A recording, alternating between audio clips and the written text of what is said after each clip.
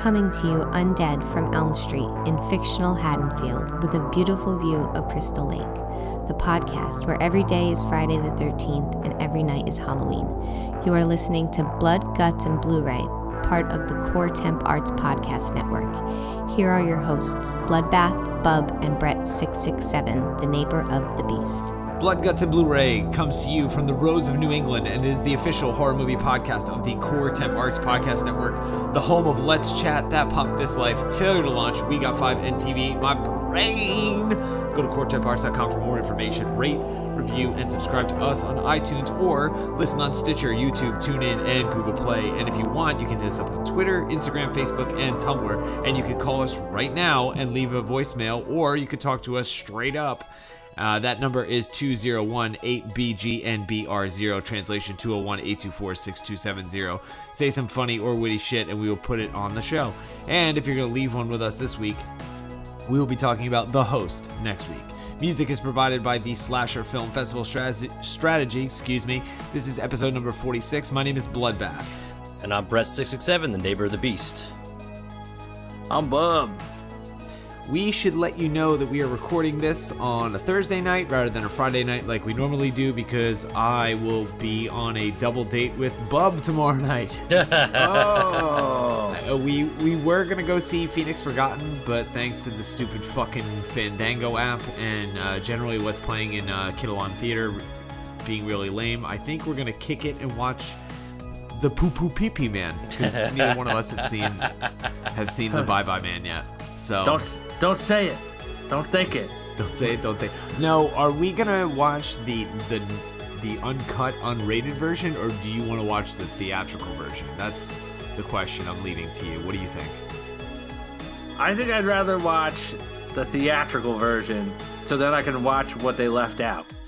I couldn't agree with you more. I was actually hoping you'd say that, but I was gonna be happy either way because I think no matter what, we're gonna be laughing our balls off at a terrible movie while our wives are just stewing and totally bored and fucking hating us. I'm actually I'm a little disappointed in you guys because the right answer to that is to watch the extended version first and then watch the theatrical one right afterwards so you can hate it even more when you realize all the shit that's missing. That's what I think you guys really should do. Yeah, that'll really piss off everybody. It's a tough call, but what I think maybe we'll do is we'll watch the theatrical version if we can find it, because it might be tough to find that one. We'll watch the theatrical version, and then we'll watch and just be angry at ourselves for watching it, and then we'll watch the unrated version like sometime in the future after we've gotten over the trauma of watching the theatrical version, and then we'll talk about it on the show. Hey, look, guys, I have a real big favor to ask. Obviously, since we do the Google Hangouts thing, is there any way that you guys we could dial up a call tomorrow, like normal, except not do a podcast, and you guys just hold your phones at your face while you watch the movie? I will be happy to do that. Actually, I think we'll both go live tomorrow. Good, that'll give me something to watch. I'm gonna watch both movies tonight, and I'm gonna be that guy like, I bet this happens. Watch, I bet this is gonna happen. I guarantee that if you watch both versions tonight and try to hang out with me tomorrow and watch it, you'll be like, no, I can't. I can't. Anything but this. And then I'll throw in a thing like while you're doing that, since you guys get to watch me, I'll like skydive into like a kayak that goes off of like a waterfall, and then I end up getting one of those like flying glider jackets, and I fly around. So every time you guys hate your life, you get to look over at me like having the fucking time of my life, just pounding Mountain Dew, fucking bald eagles flying out from my jacket.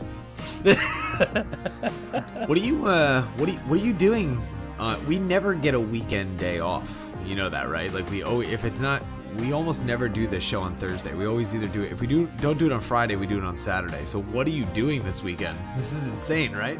I have no clue what to do with myself tomorrow. I have absolutely no fucking clue. Like, I'm gonna put my daughter to bed and then just like sit there quietly like the mother from Babadook, just staring at a wall looking all fucking sweaty because I'm just gonna be lost and confused. You know what I'm gonna do?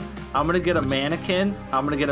So when you and Kristen get to my house, I'm gonna have my cell phone set up where the mannequin's head should be, like implanted in its neck, with Brett's phone live. With just his face. Like he's here with us watching the movie.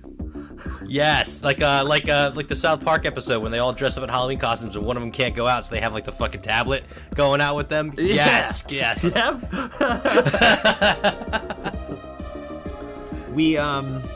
We sort of decided on what we were going to do for episode 55. What did we talked about this last night, Bub. What did we say we were going to do? I forget already. Oh, I think what were we talking about? I was saying one of the Wrong Turn movies because there's 5 of those, right? Yeah. It was Wrong Turn, and it was. Didn't you guys say Phantasm or something like that, or? Yeah, and then Bruce was like, no. Because I remember saying it was rough. We can. I watched the first 20 minutes of it. And I was like, man, this is hard to sit through. We can do. We narrowed it down to Children of the Corn, The Howling, Phantasm, Wrong Turn, Tremors, and Return of the Living Dead. Oh my god, I've never seen Tremors 5. I can only imagine. So let's do Tremors 5 then. I can only imagine that. We'll do Tremors 5, and we'll do Wrong Turn 5. Wrong Turn 5. Wrong Turn 5 and Tremors 5, because the truthfully, I have to rate. I have to take notes on all the other Tremors movies. It was on my list of stuff to do, so that'll just that'll knock out 2 birds with 1 stone. So, Sweet. But let's go ahead and kick it off with killer news.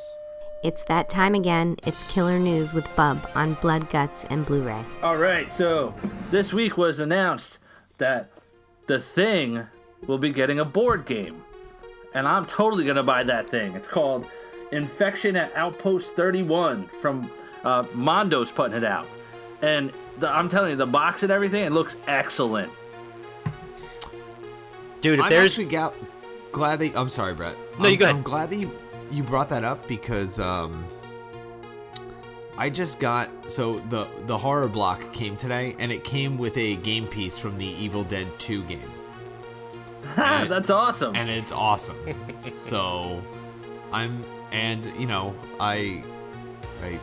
just bought a house. I need board games now. I have a serial killer board game. I think I have Cranium. And then Monopoly. So I have to figure something out. You should get a Ouija board. Get a Ouija board. I'm definitely getting a Ouija board. There you go. Dude, every ghost show, like on Discover America and stuff, it's always some dude in Connecticut or New England with a Ouija board. It's true. Always. It's very true. So I was going to say that, I mean, whether we fucking record it or live cast it or not, we each got to get a board and then fucking play the game over video chat, because there's not a single person I can think in this entire fucking state that I'm in fucking North Carolina, that would play the thing. So I would love to fucking play that game, and like we have to move each other's pieces and just have to wonder who the... Oh shit, how the fuck will we do that with the cards? Never mind, I quit. No, we'll figure out a way and we'll play it. Instead of talking about a movie for the podcast, we'll just play the game. Oh, that'd be awesome. I think that would be so much fun. I think it would be tons so of much fun. fucking fun. And we just have to like describe in vivid detail. That could be pretty fucking funny though. Yeah, we should do that. I think that would be a better idea. I'd so buy the board and we just fucking we just talk about it. What else we got? All right, so Jordan Peele has signed a deal. That's a rhyme. There you go. There you go. With Universal. So Universal, they distributed Get Out. And he's gonna stick with these guys. They're gonna give him 5 times the budget. So the budget for Get Out, I think it was $5 million. Yep. He's gonna get like $25 million. I mean, I think that's awesome. Because Get Out, worldwide, it grossed $194 million. So everyone's after him. All these studios are after him, and he stayed true. He's staying with the guys who helped make him do it the first time. I think that's a good move. I think so too, and I also think that he. I know it's going to be another social horror movie, so I'm it's a sociological thriller or something, is what they said, or something like that. Yeah, they're. I saw somebody call it like a woke movie. And it just made me so. That's just so dumb. But yeah, I think, you know, it always makes me nervous when somebody who starts out with something small gets a big budget, because I feel like they try to do too much with it, and I just hope that he doesn't fall into that trap. But Get Out was so great that I'm really excited for anything that he's gonna put out, because it was fucking incredible. So good for him. I'm gonna call it right now, because they're all gonna be like social thrillers. I bet any amount of money that his next movie's gonna have something to do with transgenderism. There's a movie out sort of about that now called The Assignment. The guy who Walter Hill, the guy who directed The Warriors and stuff, he wrote Alien. He did this, and it was about it's like a revenge movie, and this surgeon puts somebody under and gives somebody gender reassignment surgery under their without their consent. And it's getting a lot of heat from the LGBTQ community. So who knows? I hope it's like the Crying Game meets Evil Dead.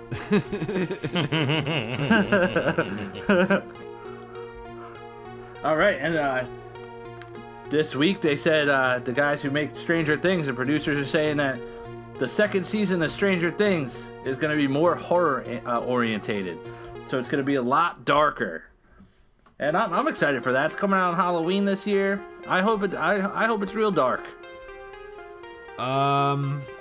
That's like for me, that's exactly what I want to hear. That's what I wanted. I think that was the only real. That's the direction that you sort of have to go in for the second season for them to keep people interested and engaged, and I'm super excited for it. I mean, I'm all about like scenes like when Will's standing in the bathroom in like the last episode. Oh, the slug is coming out of him or whatever. And all of a sudden, like, he's sitting there washing his hands, and all of a sudden, like, the room turns to like, the upside down. The upside down. Real quick. Yeah. I was like, oh man, I hope it's more of that, like a lot more of that. That like kind of made me jump a little bit, and like, you think he's out, you're not out. The more I watch that show, I've watched it through 3 times now. The more I'm like, wow, this is like Poltergeist and Silver Bullet. It's amazing, and I've basically already told. I'm taking some vacation time in June and in the beginning of July, and I was like, just so you know, I'm not using my full vacation time because I'm saving a couple days for Halloween, because it's my favorite holiday and Stranger Things comes out, and I don't want to see you guys. So, gee, thanks. No, not you guys. I mean the guys at work. Oh, so. No, I would love to see you guys, but you live in. They're like you live in North Carolina. They might not let you leave. No, they won't. The new guy's already saying he doesn't want to see us. Yeah. New guy's a prick. We got some other news too for.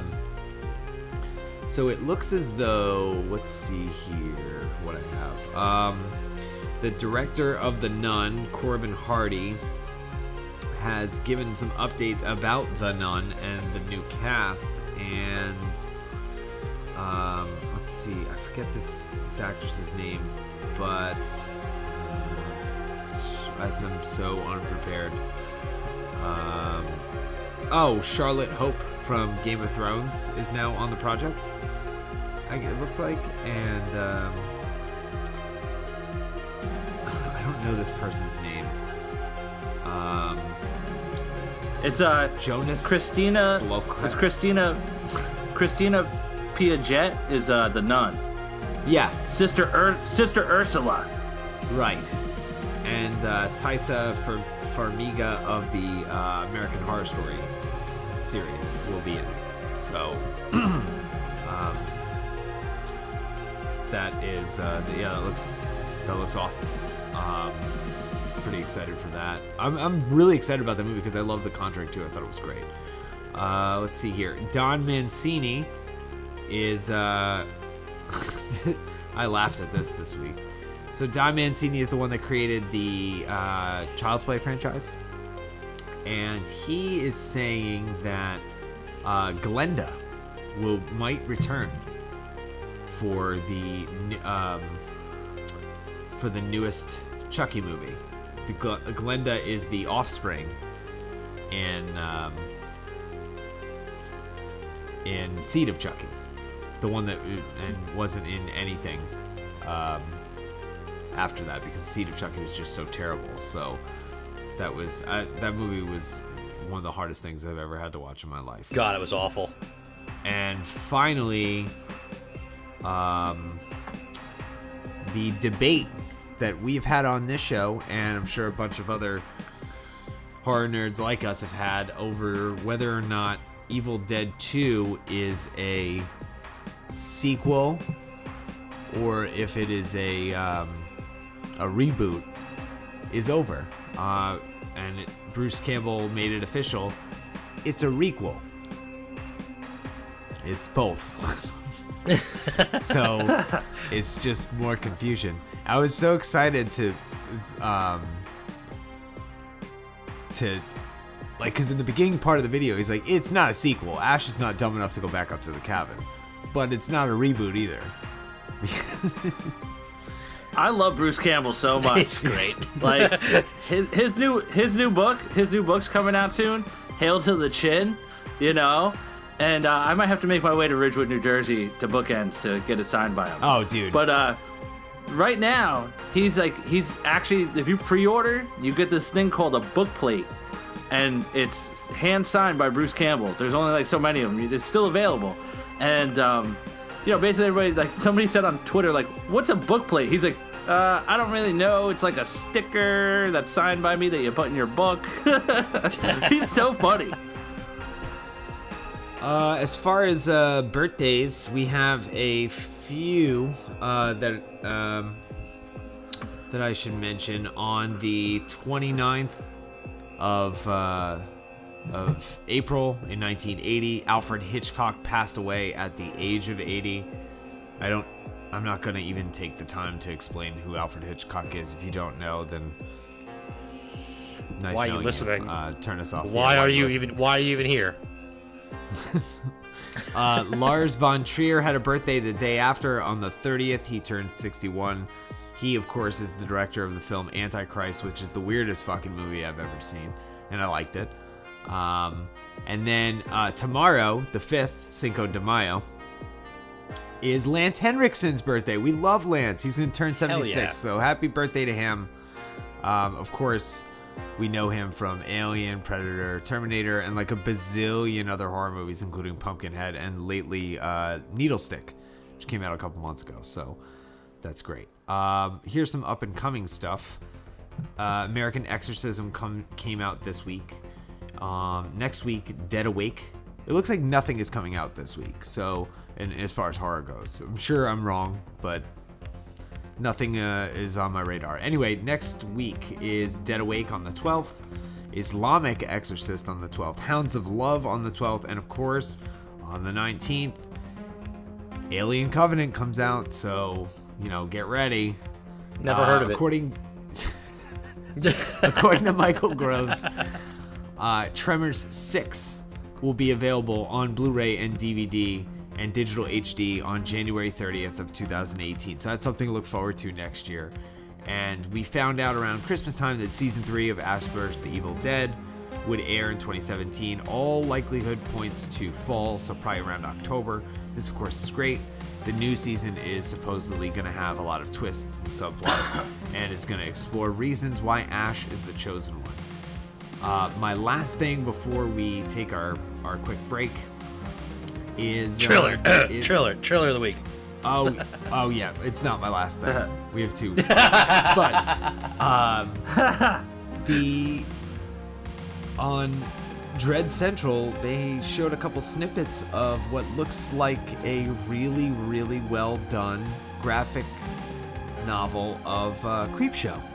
and the Gallery 13 is going to be releasing the reprint of it on May 9th. So that's next week, and you can pre-order it. It looks fantastic, and I'm probably going to pre-order myself a copy. So, but based on the pictures, it looks really, really awesome. So go ahead. It's on Amazon, so go ahead and check that out.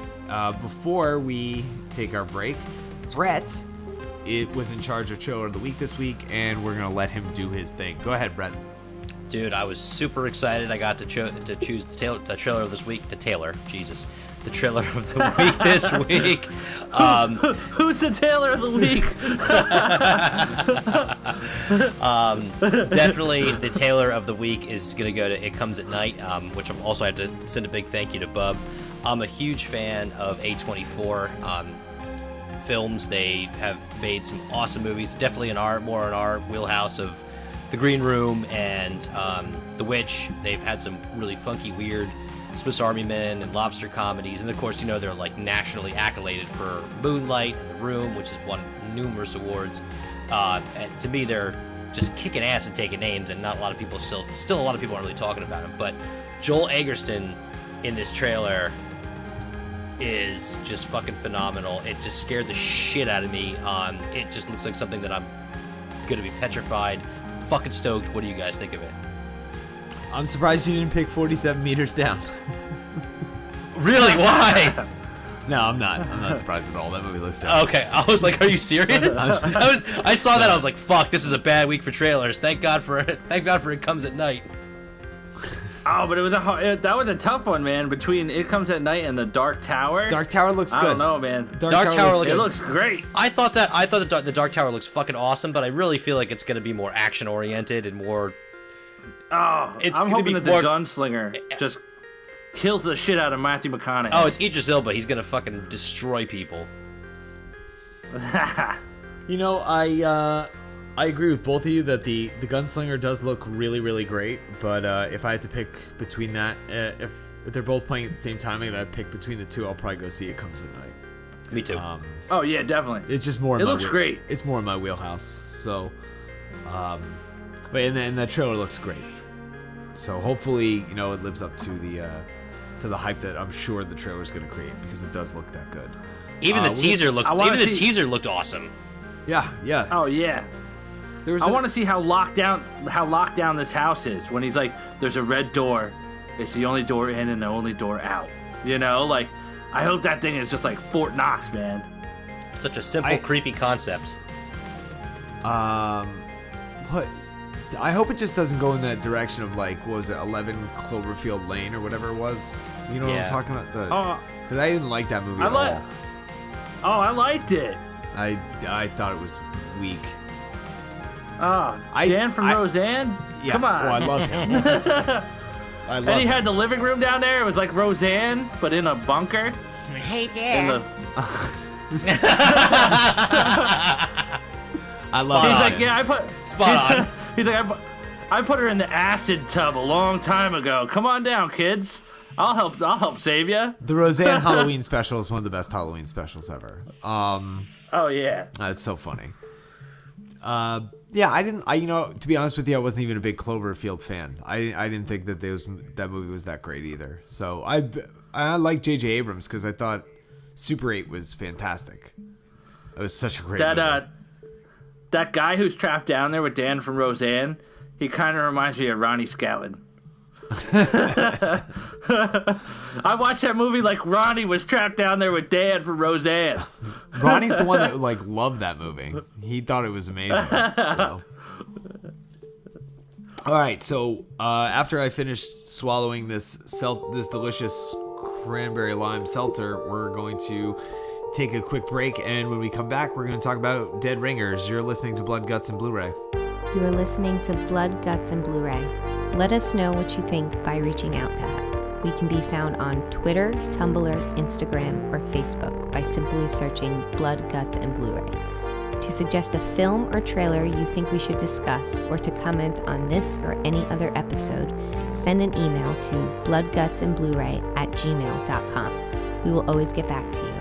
Thank you for listening to Blood, Guts, and Blu-ray, and enjoy the rest of the show.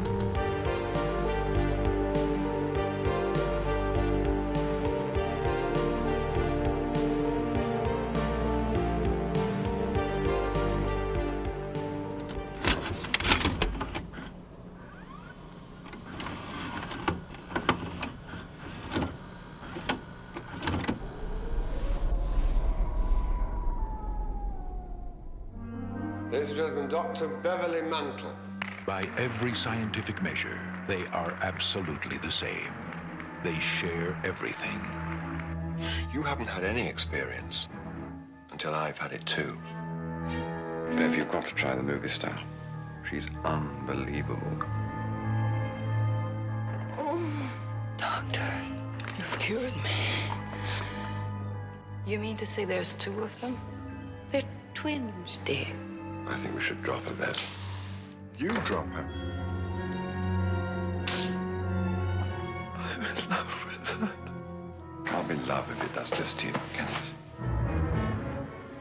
Doctor, I think there's something wrong with you. Patients are getting strange. What are they? For working on mutant women. From David Cronenberg, who in The Fly made the fantastic real. Get him out of here!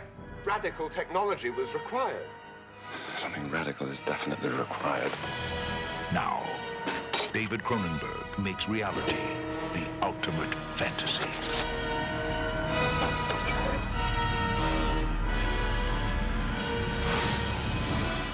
Dead Ringers. Separation can be a terrifying thing. Dead Ringers, 1988, directed by David Cronenberg. Naughty Count 3, Body Count 2, made on a budget of $13 million. It grossed $8 million. Brett, just jump right into it, bud. Perfect. Elliot and Beverly Mantle are both intrepid, groundbreaking twin PhDs within the field of gynecology. And while for appearance sake they are indistinguishable, what lies within could not be more opposite. Elliot, suave, charismatic, and extroverted, uses his charms to become a staple in the medical community, and conversely, Beverly and his nervous compulsions and social shortcomings provides excellent research for their state-of-the-art practice. And while Elliot uses said abilities to seduce women effortlessly, Beverly's inadequacies have led Elliot to pass off his prize catches to his quote-unquote baby brother, ensuring him the fun of romance without the necessary skills. But their ruse gains turbulence when Beverly falls for a famous actress with a penchant for self-medication and a wild, exploratory sexual drive. Fueled by drugs, desire, and jealousy, their symbiosis becomes stretched, their delusions amplified, and their fates ultimately conjoined. Nice. I love that. That was great. I love his intros are always so classy, and he uses big words. You know, if I did that thing, I would have been like, "All right, time to swing this poon pendulum." You just wait. You just defeated the whole purpose. Use the word pendulum. oh yeah, crisscross. You should. Brothers have sexy and make creepy things to fight women and drugs. That would be yours. So this was one of the few Cronenberg films that I hadn't seen, and I'm a pretty big Cronenberg fan. I of course I love The Fly, and The Brood is amazing too. Dead Zone, you know, a totally different thing, but like History of Violence is a pretty good movie. What else? Shivers, Rabid. So you know, it sounds like a good movie. It's just Dead Ringers. Like, I mean, it has a ring to it. It's like, oh man. And Cronenberg in the 80s. This is going to be awesome. And I saw that Entertainment Weekly named it one of the top 20 scariest films of all time. Genre directors praise the film. It's considered second on the list of Cronenberg films behind The Fly. The Toronto International Film Festival ranked it one of the top 10 Canadian films, and yet I was fucking bored to tears with this. It wasn't a horror film. At least it didn't feel like one to me. It felt like a great drama with not one but two Jeremy Irons, and both look like Patrick Bateman going through withdrawals. So I have to really apologize to my co-host here. I had the best intentions with this. I thought we were talking about gynecologists here, and I just was, you know, I thought it was going to just get crazy, surgical, scary, and it just never did. Well, I have to thank you for having us watch this movie, because I love Die Hard with a Vengeance, and now I know why Jeremy Irons was cast for Simon Gruber, because he's on the phone half the time, And his voice in the movie when he's on the phone is exactly like that. He was also in The Lion King. He was Scar. Yeah, he was Was he? Scar. Yep. Oh. Did this movie get him Scar? I don't know if this movie got him Scar. It might have scarred his... No, it didn't scar his career. People love him in this movie. No, this movie like vaulted him. And actually, I also want to thank you, Brian, because I have a complete fucking love of this movie, and I think that's where you and I are going to be the polar opposites in this episode. And I had a feeling, really big feeling when I was watching this. I'm going, this ain't Bloodbath's movie, bro. And I'm sitting here fucking eating it up, loving this fucking film. So it's going to be funny because I think Bub is going to end up being, and the one thing I gotta say is I totally agree with you. When I finished the movie, I'm like, this wasn't a horror movie. I fucking loved this movie, but this wasn't a horror movie. This is a drama with like some creepy aspects to it, you know? Like, and that's the thing. The metric that I have used for 46 episodes now, and that I've, put pen to paper for about 500 films. It only works for like horror comedies, some thrillers, most thrillers. Oh shit! You didn't do any. That's right. You didn't do any body count or naughty counts or anything. Well, no, I did. I said it right in the beginning. Naughty count was 3, body count was 2. But I mean, there was, I must have fell. You must have fell asleep. I must have blanked out. I don't know what happened there. It's okay. Go back to sleep, Brett. You're fine. But it just doesn't. The metric just doesn't work for the way that I rate movies. Just for this show and for as a horror head, just does not work for anything. It doesn't work for comedy. It doesn't work for a drama or a one-act play or any of that stuff. It just doesn't bite well. The only other movie I had a problem with rating accurately, I feel like, was BC Butcher, because it was so short. So it didn't get a chance to hit some of the checkpoints that other movies get to hit, They had to tell it. She had to tell her whole story, and she did it in under an hour. So I did think that the little girl in the beginning was fucking hilarious. That was great. Yeah, when she just starts funny. cursing at them as kids because they're like, "Hey, do you want to come have sex with us in our bathtub?" And she's like, "Are you fucking kidding me?" I love that. That was good. Well, I'm glad you brought up the American Psycho Patrick Bateman reference, because my biggest gripe with this film, or more, actually to be more specific, my biggest gripe with watching this film for the podcast, and we touched on it, this felt more like a psychological thriller, psychological drama thriller. American Psycho is complex and thoughtful and dark and creepy, but it's definitely not horror. American Psycho is a horror movie. I mean, really? I wouldn't classify it as a horror movie. American Psycho is totally a horror movie. The only reason I even brought it up is Seven a horror movie? Is Seven like a killer drama? I would call. I hate using the word thriller, and we're talking about murderers here. I say it's a horror movie. I would probably lump it in with a horror movie, yeah. But it wouldn't be a horror movie that I would talk about on this show, because it just doesn't fit. And that's what I agree. That's what I agree with. I think that this is a great movie. I wouldn't lump this into a horror film, and I feel like we kind of typecasted it because of Cronenberg. Awesome movie, just not scary. Just not scary at all. No, I don't know fright. where Entertainment Weekly came up with that thing that was like one of the 20 scariest movies of all time. There's not one moment in this movie where Nothing. With like a Cronenberg movie, my stomach usually turns, and afterwards, like the first time I saw The Fly, I was scared because it's scary. And then I watched, when did I watch The Fly? Maybe like 6 months ago, something like that. And I was like, wow, that's such a good movie. It holds up so well. Such an amazing film. He's amazing. And he really is like the king of body horror. And nobody does it like he does. Nobody makes it as visceral as he does, And that's what I wanted. and it wasn't there. And early on and throughout the entire movie, I had a very difficult time feeling anything toward the main characters, Elliot and Beverly. I didn't like them, I didn't dislike them, and it's not a knock on Jeremy Irons. I thought he throughout the film he gave a really good performance, but it felt like a really long play, I guess. It was just a tad over dramatic for my taste. I just didn't. Who do you think has the better business card? Beverly or Elliot? I should have never brought up this Elliot. Elliot has the eggshell, without a doubt. I only said that because they have the slick back hair and the expensive suits. That's the only reason I said that. I love the part where she meets him for lunch, and she's like, "Is that how it goes? Huh? He meets me, and then you have me." And he's like, "Actually, I fucked you first." I was like, "Get her, yeah."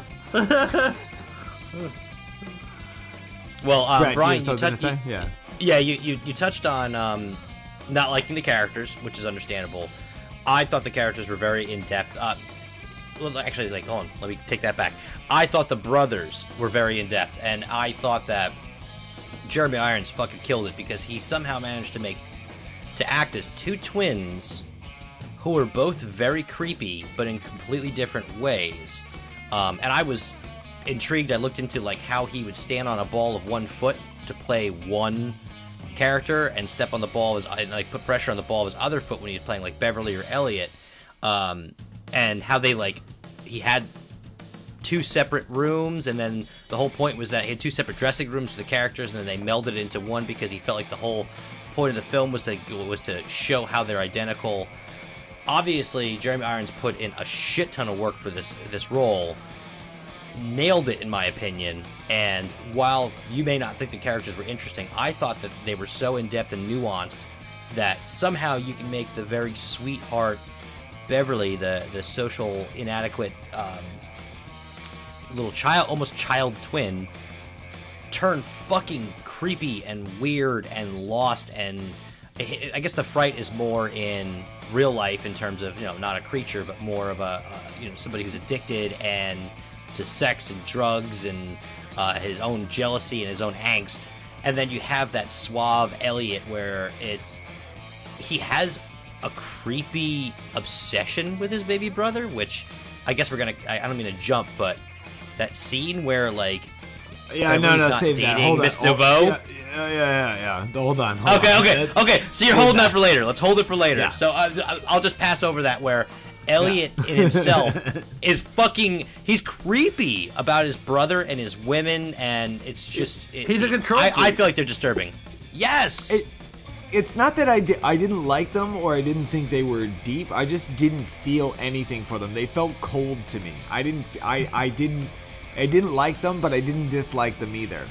And I agree with you. I think Jeremy Irons did an incredible job. It's really difficult to act, I think, and he had to do it twice in the same movie, and he had to be 2 totally different characters that just happened to look the same. It's kind of comical though, watching them go back and forth with each other. And he also had to act. This is gonna be so weird to say. He had to act like one of the characters acting like one of the other characters. So it was acting within acting. It was very meta and very layered. And I like how you just shook your head when you said it. It's very meta. Listen, Brett, I'm woke, okay? Yeah, you're not one of those sheeple, man. I get you. I respect. I'm not a sheeple. I'm woke, and by woke I mean my kid gets up at 5 o'clock in the morning. I'm woke as fuck. But one of the things you don't wake up at 9/11. Oh. Terrible, man. Terrible.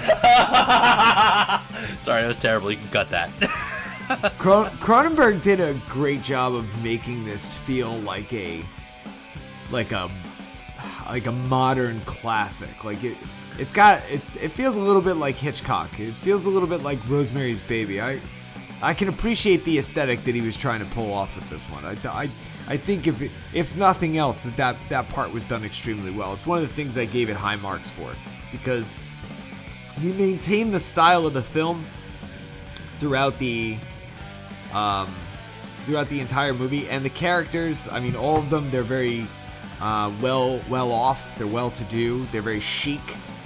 And he made that seem like almost attainable. And I think that's a really not only attainable, but like, I don't know, man. I'm having trouble with my words right now because I'm just piecing it together.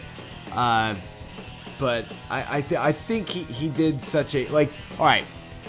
Let me see, because I made the comparison to Rosemary's Baby, so maybe I can draw a map from that. Rosemary's Baby. They're well to do. I mean, John Cassavetes is an actor, but like, but they have normal problems. Like they have problems finding a good apartment in the city, you know, and they have problems picking out like how to like getting ready to decorate and setting up the baby's room. Like these are normal problems that like normal couples totally have, and it made like, and they're pretty well off, so it made you feel like they weren't, they could be well off and have this glamorous lifestyle, but still be, you know, have a feel that you could have that too. I think that was one of the things that Polanski did extremely well with Rosemary's Baby, and I think Cronenberg executed it just as well in this movie. I like the scene where he shows up drunk to his brother's thing. Oh, that was a great scene. I love it. He's like, I'm slaving in front of this poon while you're just hanging out. But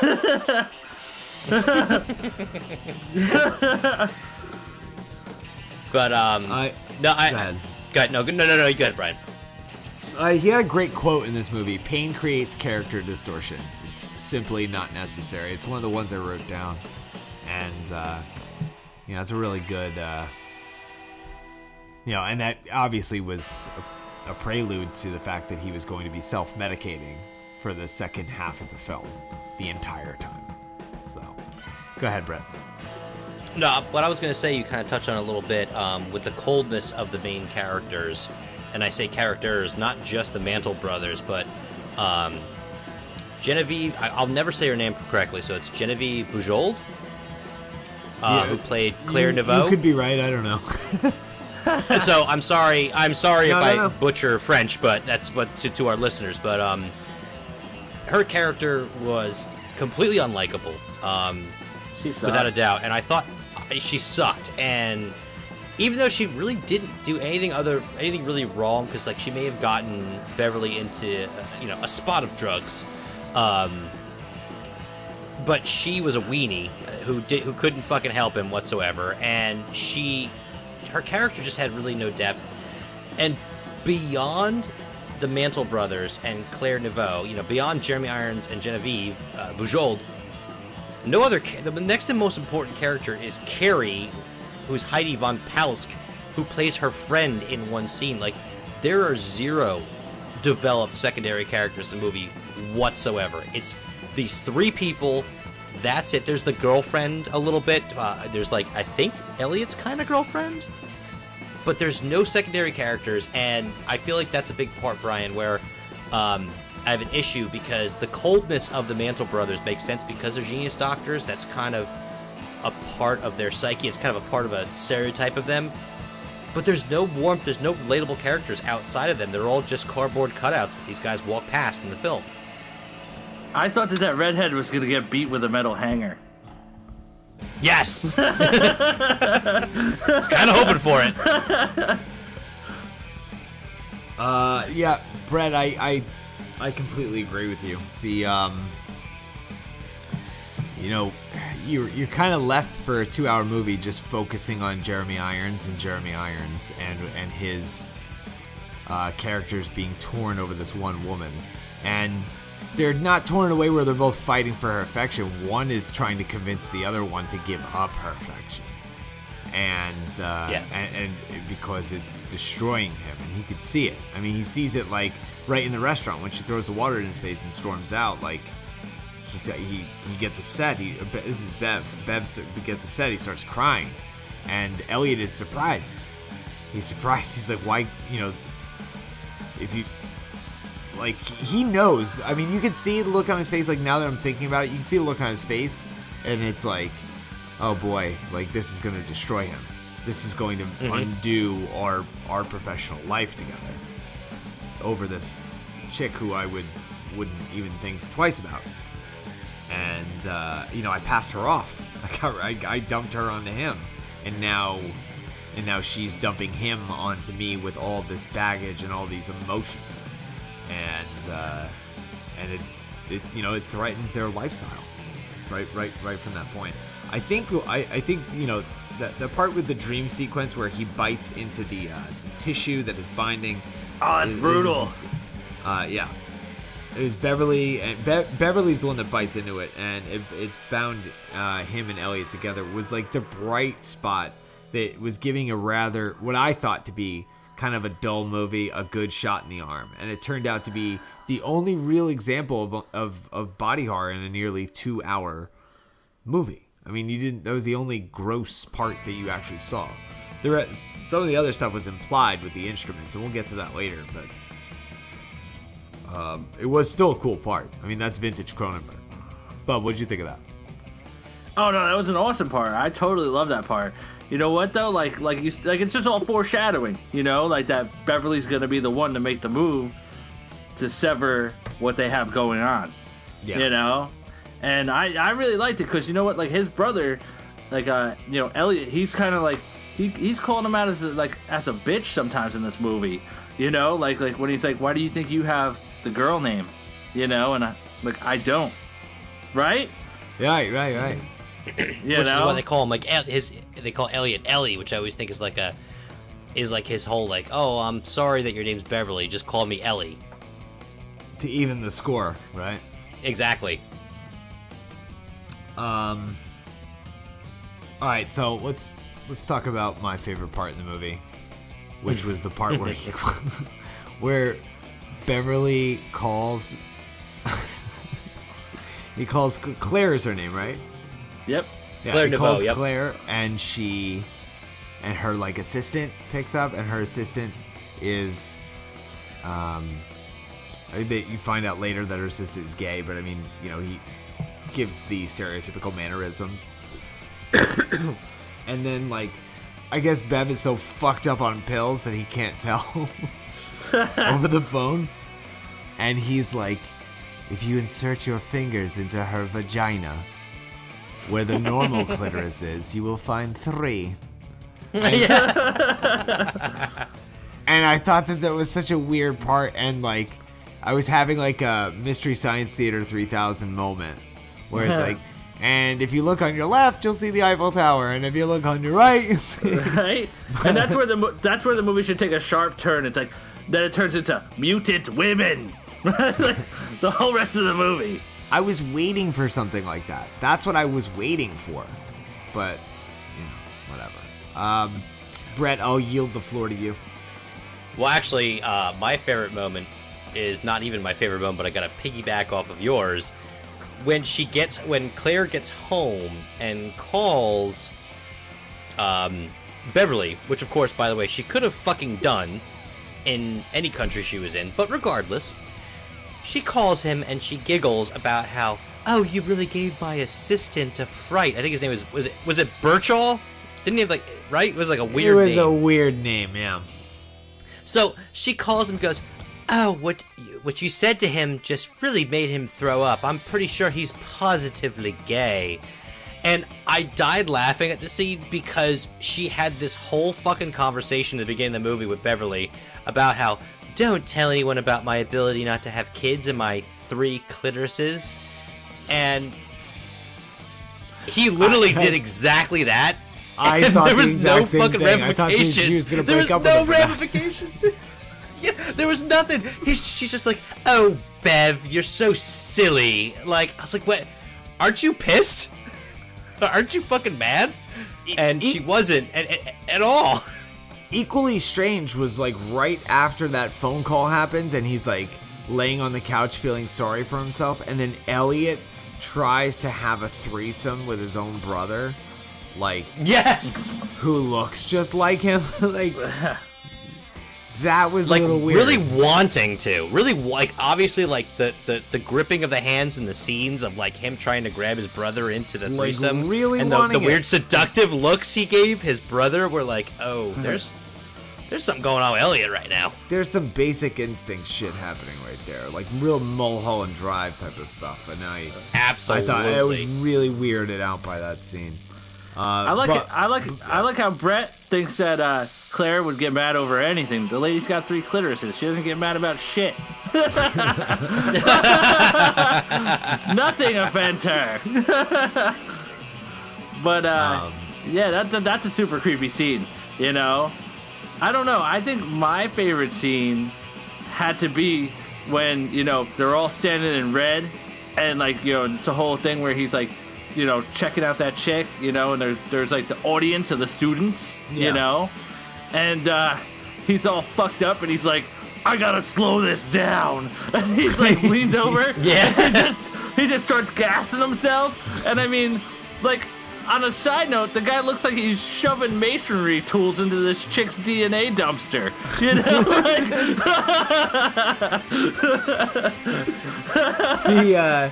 And like, it's funny that you brought that up, because like the surgical gear that they keep showing these doctors wearing, which is just all red, it makes them look like not like doctors, but like high priests of gynecology.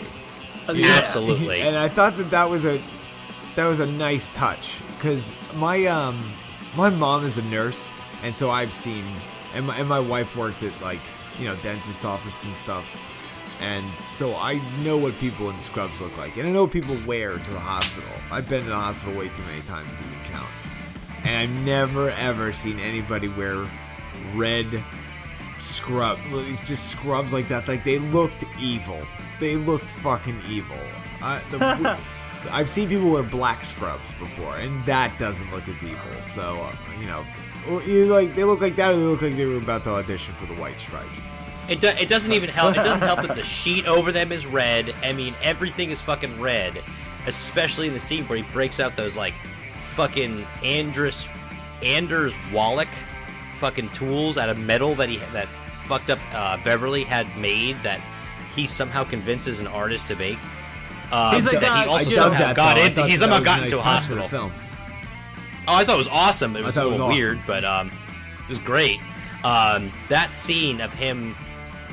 Dude, I liked his whole, like, because he was still kind of like the anal retentive doctor, where he's like, they don't have names yet, so we're gonna imagine this one is number 1, and then the one all the way to the right is number 10. So I'm gonna ask for number 5. Give me number 5. That was fucking creepy. That whole scene was awesome, because you could tell the confusion in everybody else, but the almost irony in them all dressed in that red at the same time, it was definitely cool. The instruments were called gynecological instruments for operating on mutant women. Yeah, that's right. And like, it's almost like Beverly took like the normal gynecology tools and was like, we need to make them bigger, and we need to make them look like they're from the Aliens movie. And then in the scene, like right before that, or maybe it's right after, I'm not sure, he's like just shooting heroin in his office, which didn't make any sense to me whatsoever. Great. He's just sitting there with shooting the tubes. Yeah, he's just sitting there shooting dope, and his secretary's like, I can't work under these conditions. What a weird movie. What just a weird movie. I didn't understand. So awesome. All right, go ahead.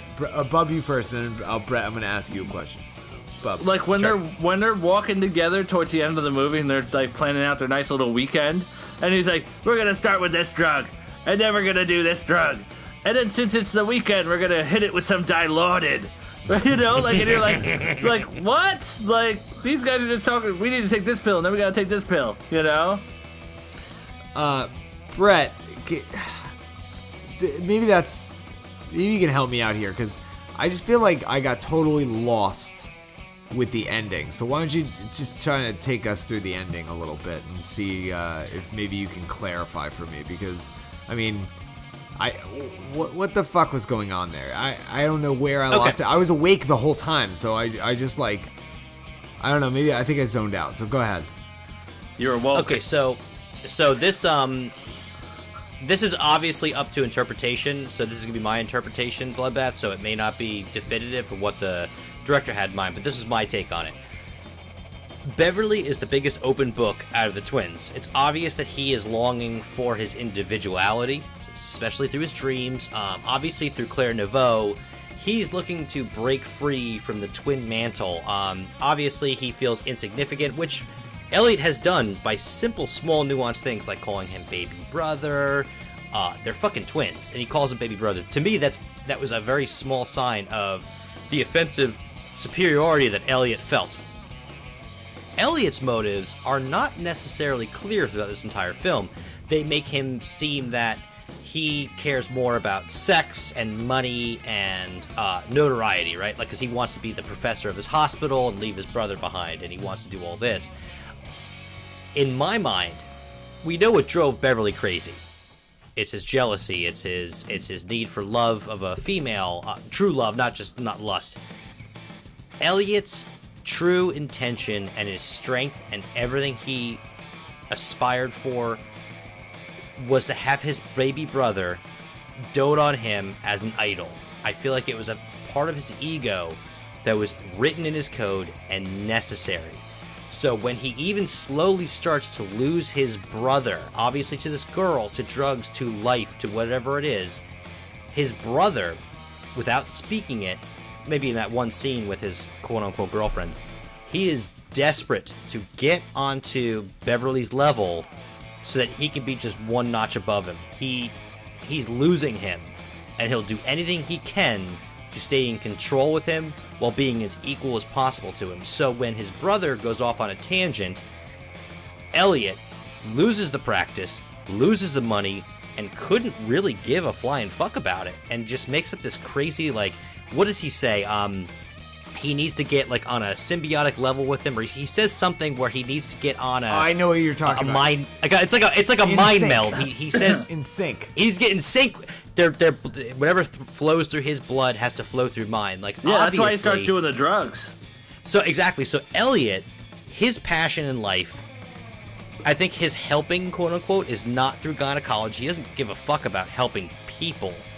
He only wants to help his brother because helping his brother keeps his brother dependent on him, like a Siamese twin, as if his brother is dependent on Elliot because Elliot has the heart, you know, and when he starts losing that dependency, when the heart is his own, when, you know, they're starting to break, Elliot breaks internally, and that's what leads to the ending, which I'm sure we'll touch on, especially alluded through the Siamese twins.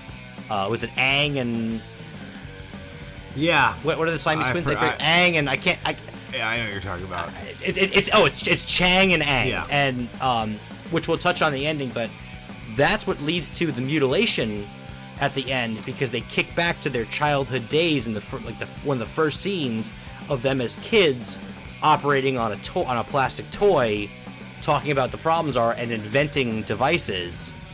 They kind of revert back to children at the end. Yeah, did that kind of maybe clarify it a little bit? No, you did clarify it, but I like took all that in, and for some reason, I guess maybe it's just because I wasn't motivated by the time, I was still just waiting in hopes that some serious body horror was going to happen, and it just never did. And I was like, I was more let down by that. Like, you know, it's like sometimes I need coffee, and sometimes I need body horror. I mean, it's a weird life that I live. Bob, you look like you got something to say. I was hoping that there'd be more vagina slang, you know, because I mean, you know, like Beverly, he seems like he'd be like the male gynecologist that's like, you know, very professional and, you know, all that stuff. And, you know, Elliot looks like he'd be the type of guy who walked in a trench coat like, hey, let's take a look at this tampon tunnel. You know, like...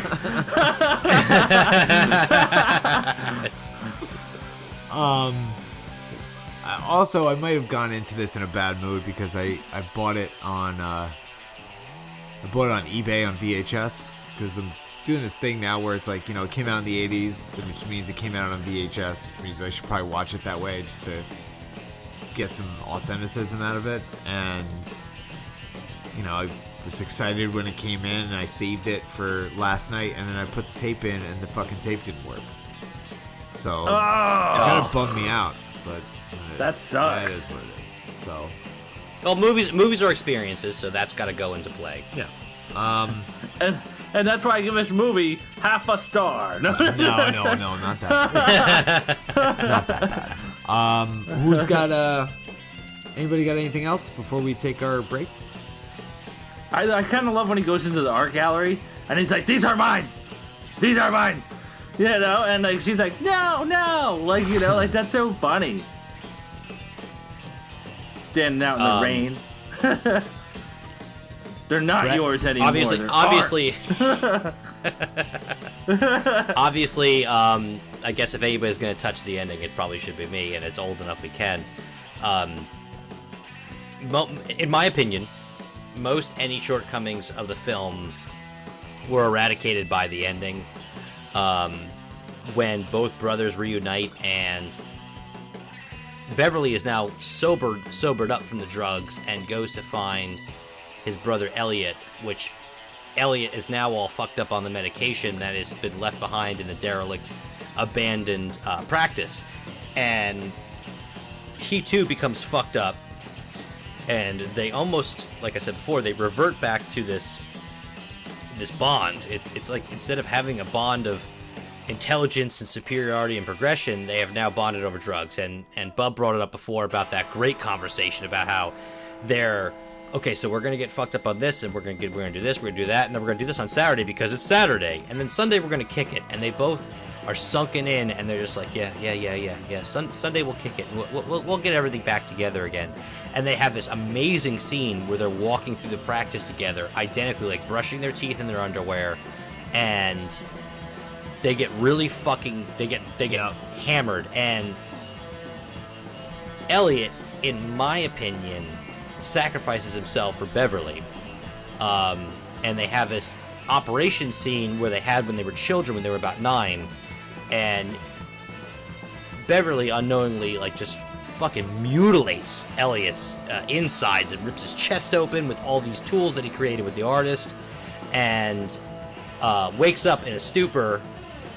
And to me, and I joked about the best scene before, the best scene in the film is Beverly standing in that practice, who's just covered in fucking filth, with his brother ripped open apart behind him, like kind of like blurred by the camera, just asking, Ellie, and he kind of keeps like looking back at his brother and like pretending it's not there, and just Ellie, and he's kind of shifting his feet around like a toddler. Goes outside, gets dressed, goes outside, calls Claire. She answers, he hangs up, goes back inside, and dies right on his brother's lap, just like the Siamese twins they alluded to earlier, where one died from like over infatuation with alcohol and drugs, and the other one died of fright. I thought that illusion killed this film. I mean, it just fucking shot it into another stratosphere. It was petrifying at the end. It was so real. It was so emotional. That's my take on the ending. I don't know what you guys think on it, but to me, it just rocked my world. I think Brett liked this movie, bub. He liked it a lot. He liked it a lot. I love this fucking movie. I'm on the fence about it. There was not enough vagina slang words.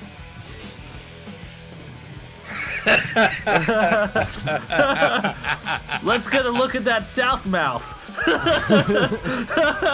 What's going on with your clam locker, ma'am? So let's take our break and let you guys cool off.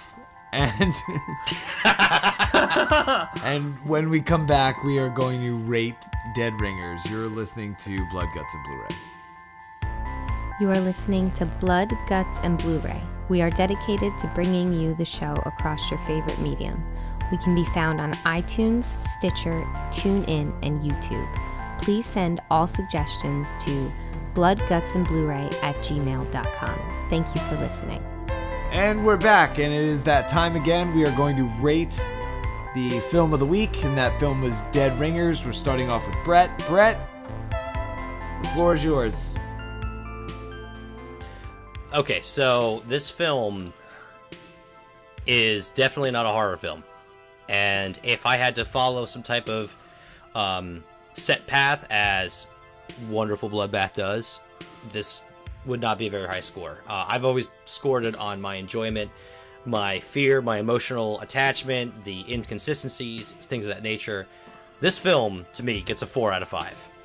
It is frightening in the realest sense. It is dark. It has a lot of illusion. It has a lot of suspense, in my opinion. As others may believe that's, it may have bored them. Totally understandable. I was infatuated with the characters. Problems are the coldness of the main characters is not coincided with warmth of any other supporting characters. There's a lot of inconsistencies. There's some weird shit that happens. The ending kind of rushes itself without explaining too much, because even I got a little confused, like which brother was which. I thought like Beverly was talking to Elliot's girlfriend and taking pills. I thought that was him sneaking out, and then he snuck out later, and then Elliot got fucked up. There's some weird shit. To me, the ending of this film, the message, the allusions to the instruments, and just general psychosis and addiction and all the things that are truly frightening in life resonated out of the screen. Solid 4 out of 5. Bub. All right. Well, I give this Pink Panther a 2.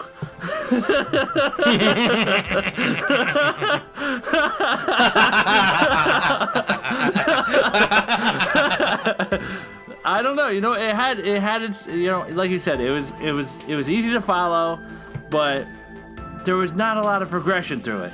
It's like I felt like went from like a movie where two brothers kind of share these chicks and they're doctors, and it's like, okay, everything's fine and fun, to like all of a sudden we're at their practice and it looks like, freaking the Last of Us on PS3. And, God, I love that game. Awesome game. Everyone's doing drugs and cutting each other open and stuff, and I was like, the fuck is going on with this movie?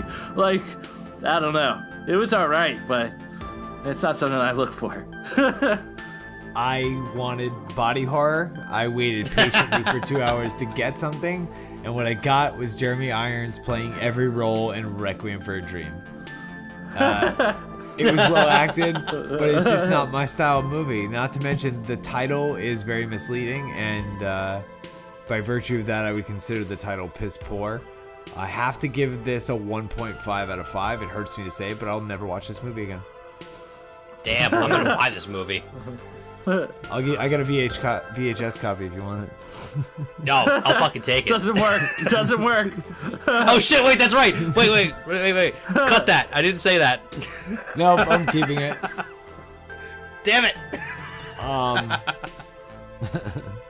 So that'll do it for this week's edition of Blood, Guts, and Blu-ray. We'll be back next week. We're going to talk about The Host. It's a Korean film. I'm super stoked for it because I've heard nothing but good things.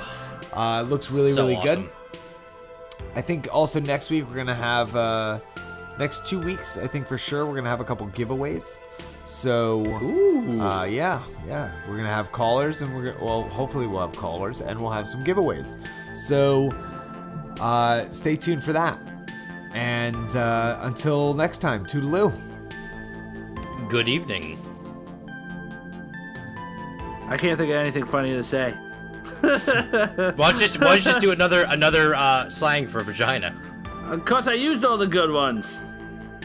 Ham wallet. Have a great night and enjoy the fish mittens.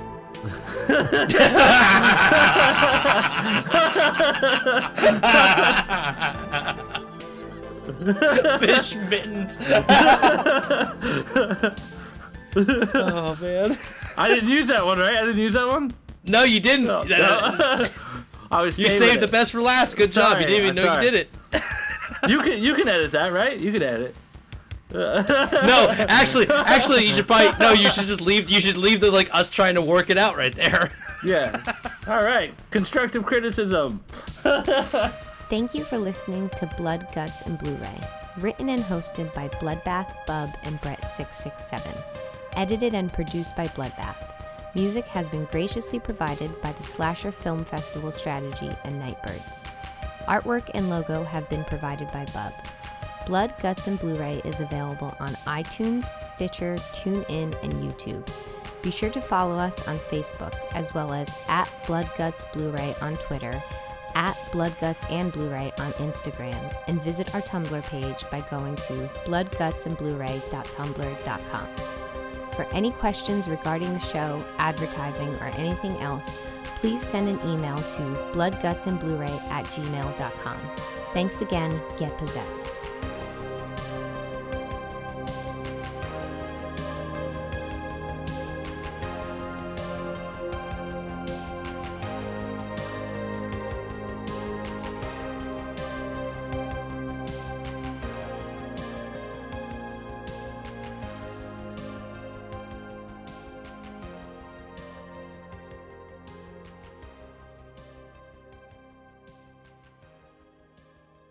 Thank you for listening to the Core Temp Arts Podcast Network. To listen to more Core Temp Arts shows, visit coretemparts.com.